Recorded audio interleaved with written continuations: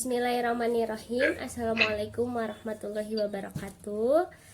Kembali lagi dengan saya Rini Gustianis di acara Momen Inspirasi. Nah, pada kesempatan hari ini izinkan saya memperkenalkan diri. Saya Rini Gustianis dan ada narasumber yang sangat luar biasa. Ada Bapak Sugandi Miharja, SAG MPD. Untuk itu, untuk mempersingkat waktu, saya persilakan kepada Bapak Miharja untuk memperkenalkan diri terlebih dahulu.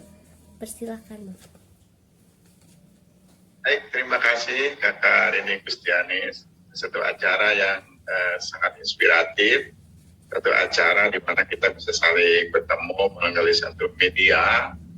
Perkenalkan, nama saya Sugandi Miharja PhD, dipanggil Harja, salah satu dosen dari kampus Universitas Islam Sunan Gunung Jati Bandung.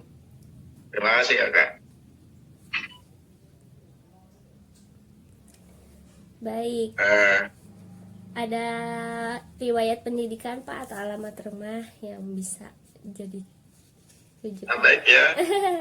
Saya dulu itu S3 ini dari Kuala Lumpur, Malaysia, jurusan konseling pendidikan, kemudian S2 bimbingan konseling di UPI Bandung, dan S1 ini jurusan sosial di UPI Bandung. Kemudian tinggal sekarang ini di Cibiru Hilir, Cileunyi, termasuk Kabupaten Bandung, kira-kira 1 kilometer jaraknya ke kampus UPI Bandung. Baik, Baik Bapak, terima kasih. Kita langsung saja mengenai topik hari ini, yaitu mengenai karir nih Pak. Menurut agama, bagaimana sih manusia menentukan karirnya gitu berdasarkan agama kita ya Pak, agama Islam. Nah, sebelumnya apa sih arti karir itu gitu, Pak? Ya, karir dalam konteks agama itu orang berkasab. Ya, kuliah ya'malu ala makanatikum inni amil. Jadi kasab ini adalah sifat fitrahi pada setiap manusia yang beragama. Dia kasab dalam konteks ekonomi, berkasab dalam meningkatkan nilai tambah berupa barang jasa dan segala sesuatu yang melekat kepada orang itu dalam lingkungannya. Dan inilah kemudian menjadi nilai-nilai manusia dalam konteks hubungan dia antar manusia, maupun konteks dia hubungannya dengan alam yang diatur oleh Allah Subhanahu wa taala. Demikian kan. Oke. Nah, Pak, mengapa kita harus hidup memiliki karir? Nah, tujuan berkarir di muka bumi ini untuk apa sih, Pak? Nah, lalu adapun orang mengatakan bahwa hidup ini jangan bergantung kepada sebuah pekerjaan, bahwa apa yang kita lakukan di muka bumi ini semuanya telah diatur oleh Subhanahu wa taala. Tapi manusia mengapa harus bekerja, Pak? Harus berkarir gitu. Iya. Ya benar Kak, itu memang kita ini ada pada satu debat tebal antara Islam yang fatalistik begitu ya, dengan Islam yang berdiriah, di mana agama itu sesungguhnya mengajak kepada perubahan yang lebih baik gitu ya. Dan perubahan itu adalah perubahan yang dimulai dari diri sendiri, bukan dari komunitas.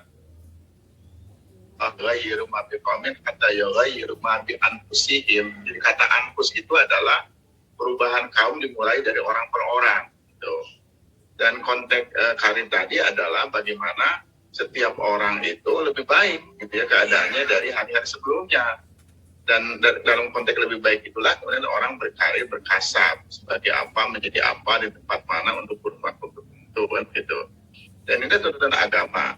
Kemudian wa idh qala rabbuka lil malaikati inni ja'il fil ardi khalifah.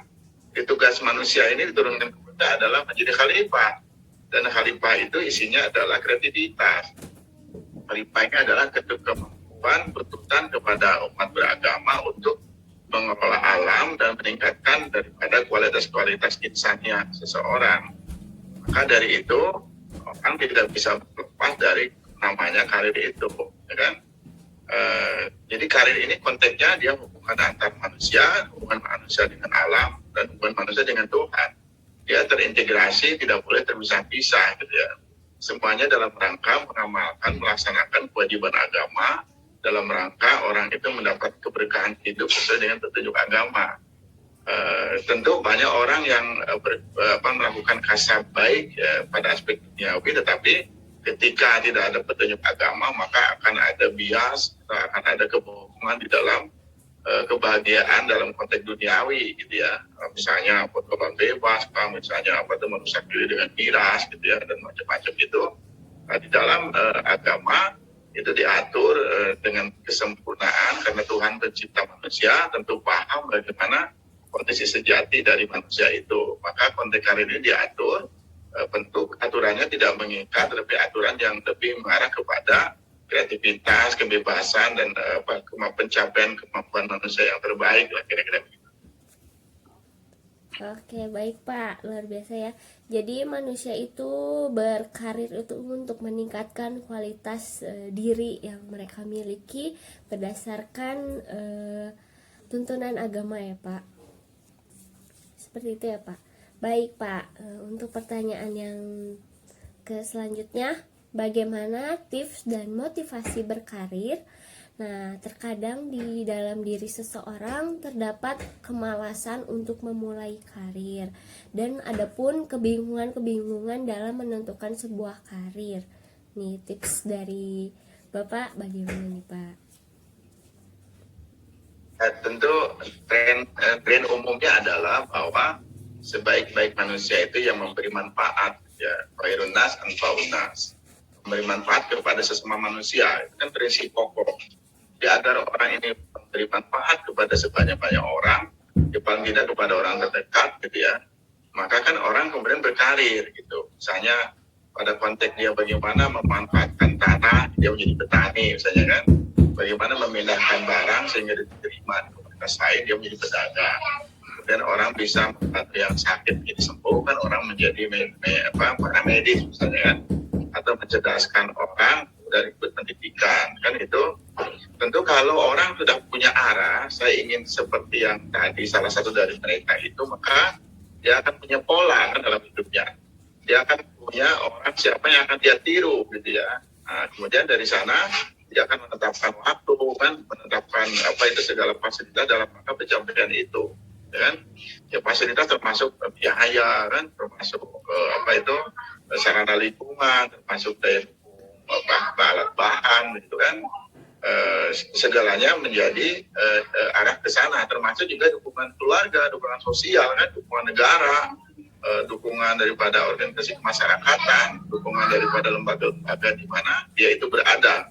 Tentu itu menjadi tersinergi.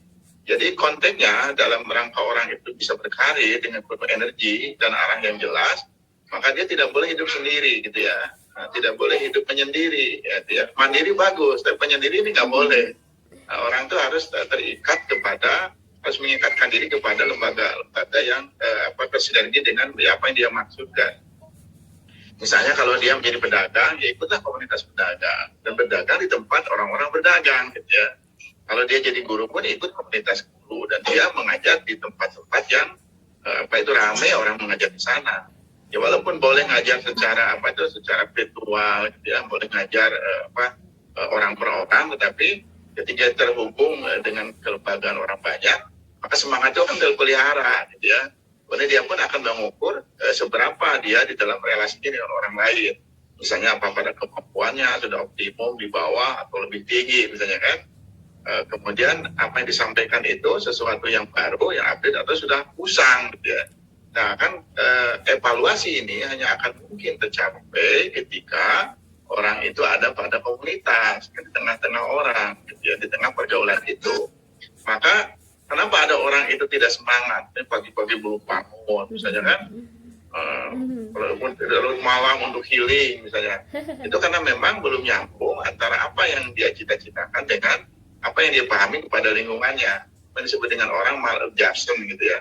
Salah penyesuaian diri di dalam pikiran, dalam perasaan, dalam penempatan diri kepada lingkungan dia berada, lingkungan orang maupun lingkungan alam. Maka ini kalau belum tersambung, orang itu tidak ada motivasi, karena apa yang akan dia apa yang nanti akan dia lakukan, terus nanti dia sendiri tidak paham mau berjalan kemana karirnya, mau bergulir ke arah mana gitu. Maka tentu kan ini tidak juga lepas dari tipe kepribadian orang. Apakah tipenya itu dia misalnya tipe kepemimpinan atau tipe pengikut gitu ya, atau tipe staff gitu, atau tipe tipe di mana orang itu senang bergaul dengan orang gitu.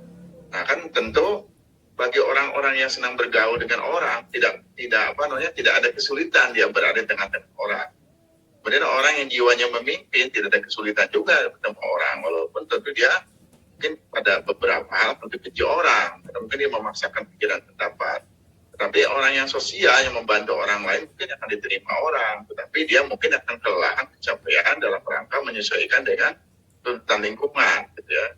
Tapi ada tipe yang keempat di mana itu dia mungkin ada di luar lingkungan itu. Dia mungkin menyendiri merefleksikan apa-apa yang terjadi.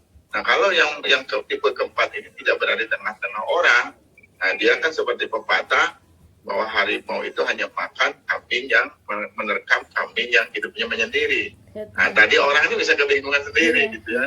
Dia akan ada di luar jalur karir, dan itu akan membuat pandangan-pandangan dia tentang arah karir itu menjadi gelap. Maka pikiran saya adalah kalau orang ingin berkarir, hanya kepada adanya, bertemu dengan mereka, ikut pertemuan-pertemuan, ikut magang, ikut apa saja, maka dia akan jadi bagian pelan-pelan dari apa yang menjadi arah dia. Walaupun tidak semua orang itu punya cita-cita. Yang tidak masuk cita-cita itu karena tujuan ini dia ikut tes gagal, dagang ini gagal, bisnis ini nggak jadi gitu ya, program ini nggak didukung, kan boleh saja orang begitu. Tapi sesungguhnya yang mahal adalah kemauannya gitu ya, keinginannya dalam kehidupan ini, maka di kurun waktu tertentu dia akan sampai kepada perwujudan itu. Saya pikir orang akan mengerti, dia pun akan paham apa yang harus dia pilih dan bagaimana memilihnya gitu ya. Lalu juga akan paham bagaimana agar orang tersinergi dengan apa yang jadi pola dalam karir dia. Saya melihatnya aspek-aspek ini yang terakhir ini pertanyaan penting gitu, terutama bagi generasi muda, karena di antara mereka itu masih banyak saya ingin apa gitu ya, ingin saya ini bener enggak gitu ya, siapa ini pendukungnya, di mana mulainya, kapan, gitu, apa saja gitu ya, fasilitas untuk itu adakah atau tidak ada. Kan tentu kalau ini tidak terjawab dan ini bukan jawaban instan gitu ya, waktu, maka ini ikhtiar yang sungguh-sungguh. Kalau di sekolah kan ada guru BK itu ya, kalau lingkungan kan ada Pak RW, ada Pak Lurah, ada Pak DKM, ada tokoh-tokoh masyarakat. Kalau di kantor kan ada pemimpinnya. Kalau di perusahaan tentu ada leadernya kan, ada manajernya, ada kepala staf yang lebih dekat dengan dia. Dan itu seluruhnya ada fasilitas sosial di mana orang itu bisa mengembangkan diri pada konteks pemetaan seperti tadi gitu. Ya kan, itu kalau orangnya tipe sosial berada di lingkungan orang. Tapi kalau tipe dia malu bertanya dan apa-apa, maka dia kan boleh lihat media, dia juga boleh lihat secara langsung mengidentifikasi orang-orang yang sukses di sekitar dia, dan lebih cocok dia itu mana yang dia pilih kan. Kemudian dia bisa magang, dia ikut memulai dari sesuatu yang dia bisa gitu. Saya pikir kan ini realistis untuk bisa cepat dia masuk ke jalur karir, dimulai dari yang bisa saat ini juga di tempat dia yang terdekat berada gitu. Demikian kan. Oke Bapak, luar biasa Pak atas jawabannya. Jadi tips dan motivasinya kita harus banyak merealisasikan diri kepada masyarakat atau kepada lingkungan. Dan tentunya ketika kita ingin memiliki sebuah karir, tentu juga memiliki tujuan yang kita pegang. Dan betul sekali Pak, sebaik-baiknya manusia itu yang bisa bermanfaat bagi banyak orang ya Pak. Tak hanya itu juga dengan berkarir juga Pak meningkatkan peningkatan untuk kualitas kebahagiaan hidup ya Pak. Ya Pak, itu saja yang bisa saya tanyakan. Nanti bisa di lain waktu Pak kita bikin konten lagi ya Pak. Itu saja teman-teman dan pemirsa semuanya. Saya Rini Gustianis pamit undur diri. Mohon maaf apabila ada salah-salah kata. Wassalamualaikum warahmatullahi wabarakatuh.